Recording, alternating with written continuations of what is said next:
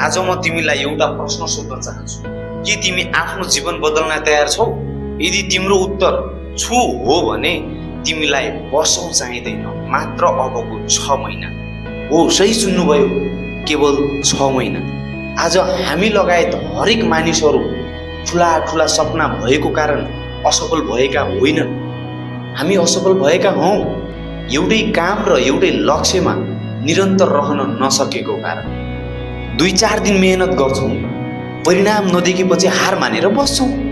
आजदेखि 6 महिना तिमी बिहान चाँडै उठ्यौ, मोबाइल चलाउन र फाल्टु काम गर्न लगाउने समयलाई कुनै एउटा नयाँ ज्ञान सिप, आफ्नो शरीरप्रति, आफ्नो सकारात्मक सोचप्रति र आफ्नो लक्ष्यप्रति ध्यान केन्द्रित हुने ठाउँमा निरन्तर 6 महिना लगायौ भने 6 महिनापछि तिमी अहिलेको जस्तो रहनेवाला छैनौ।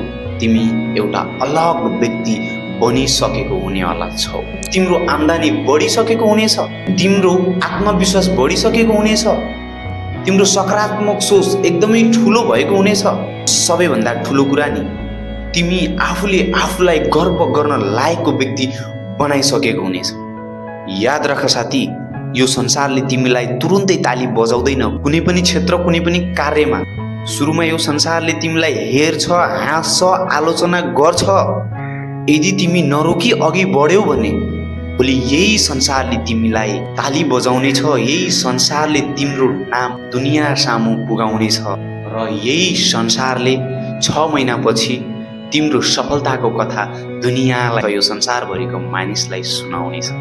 त्यसैले साथी, आऊ आज निर्णय गर, अबको 6 महिना कुनै हार होइन, कुनै आलस्य होइन, कुनै बहाना होइन, मात्र मेहनत, अनुशासन र निरन्तरतालाई आधार मानेर आफ्नो जीवनलाई अगाडि बढाऊ। किनभने 6 महिना यसै नै जानेवाला छ, त्यसै नै जानेवाला छ। अबको 6 महिनापछि कस्तो व्यक्ति बन्ने, उही बहाना बनाउने व्यक्ति या आफ्नो सपनालाई वास्तविकमा परिणत गर्ने व्यक्ति? निर्णय तिम्रो हातमा छ, आज अहिले। हाम्रो मूल मन्त्र हो, हामीले देशमा आफ्नो नाम नभइकन विश्वमा देशको नाम चिनाउने काम गर्नु छ।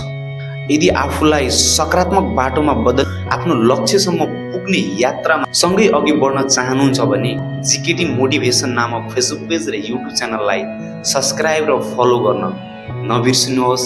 यस्तै प्रेरणादायक अर्को भिडियोमा भेट हुने नै छ। जय देश, जय नेपाल।